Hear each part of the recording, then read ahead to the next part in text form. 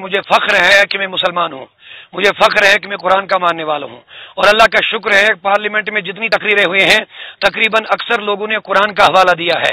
میں نے کل ہی ایک لیڈی کا بیان ہو رہا تھا، میں وہ سن رہا تھا نیٹ پر، اس نے یہ بھی بتایا کہ قرآن میں جس طرح سے طلاق کا معاملہ بیان ہوا کسی بھی کتاب میں اس طرح کا طلاق نہیں ہوا ہے۔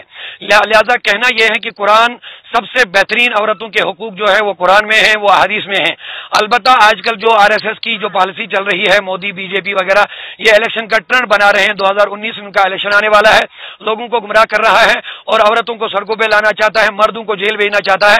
عجیب پالیٹکس ان کی بھی ہے۔ 3 سال مرد اندر چلا جائے گا، اس عورت کا کیا بنے گا؟ پھر اس کے حقوق کون لے گا؟ پھر اس کی ذمہ داریاں کس پر عائد ہوگی؟ امت مسلمہ کے بالعموم اور خاص کر مسلمانان ہند جو ہے، جو اس وقت بہت کٹھن ترین ماحول سے گزر رہے ہیں، ظلم اور تشدد کے چکی میں پیسے جا رہے ہیں وہ، لہذا میں ان سے گزارش کر رہا ہوں آپ ان باتوں پر دھیان نہ دیں اور اپنے اوپر لاگو جو کرنا ہے وہ قرآن اور حدیث کے قوانین کے تحت چلیے، اسی میں آپ کی عافیت اور بھلائی ہے۔